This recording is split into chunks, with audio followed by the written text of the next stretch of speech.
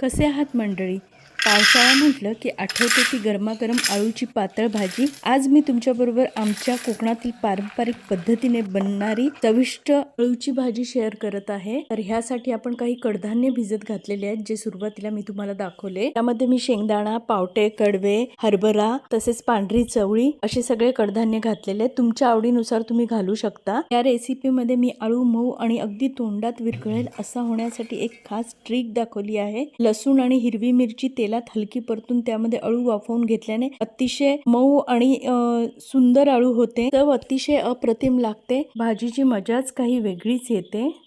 यामध्ये आपण लसूण, खोबरे आणि हिरवी मिरची हे सगळं मिक्सरला दरदरीत वाटून घेतलेलं आहे आणि नंतर त्यावर आळू फोडणीला घातलेला आहे.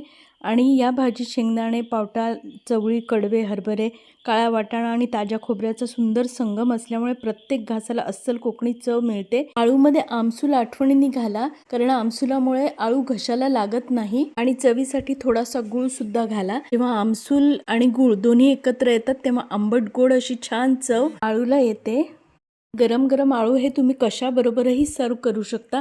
भाताबरोबर सुद्धा किंवा भाकरीबरोबर सुद्धा, दोन्ही बरोबर आळू खूप छान लागतं. तर बघा, तयार आहे माझा आळू. तुम्ही पण करून बघा आणि या पद्धतीने आळू केल्यानंतर तुम्हाला काय फरक जाणवतो मला नक्की सांगा कमेंट करून.